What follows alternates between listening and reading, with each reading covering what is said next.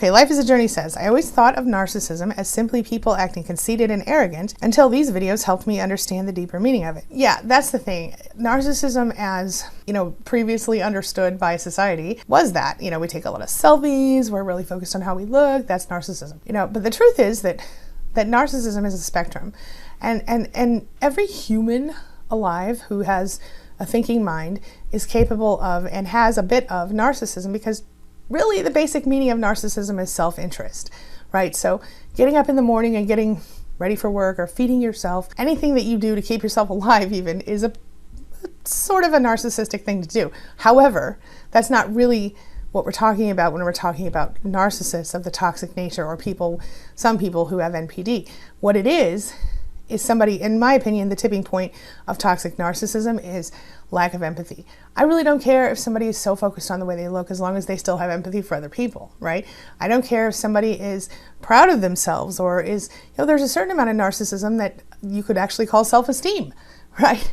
But when somebody when they lack empathy, that's where the tipping point happens. And that's where people start to become cruel, and they start to become heartless, and they start to treat people like they don't matter.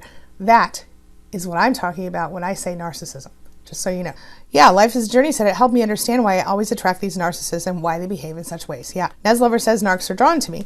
That's very common. A lot of times people who are very attractive, people who are intelligent, people who are kind-hearted, one of the biggest things narcissists will go for is somebody who reacts swiftly to their strong emotions. Let's say you're with somebody and it's a new relationship, and whether it's a friend or not, some drama will happen, and you will see them being upset or anxious or angry, and you, as someone who cares about how other people feel, will jump. How can I help you? What can I do to make it better for you? You'll do anything, almost. And that is one of those little tests they put you through. Bonnie says, why do narcissists change moods so quickly? It feels like psychopathy. Well, narcissistic personality disorder is on the same spectrum as psychopathy.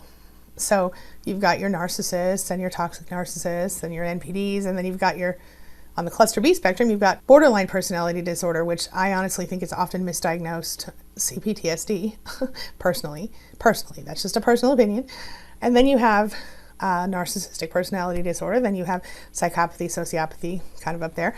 And I've talked about those in other videos, but yeah, it's very much like psychopathy. They change moods quickly because it's all about them all the time. They're very self-focused on their emotions, and their emotions, while they can't seem to care about ours, and they only recognize them in order to manipulate us, they certainly care about their own emotions, and in big ways. And so if their emotions aren't handled and managed, then of course they're going to flip it up, switch it up. If they're not getting what they want, they're going to act like little babies. I like to see them as emotional toddlers, if that's helpful.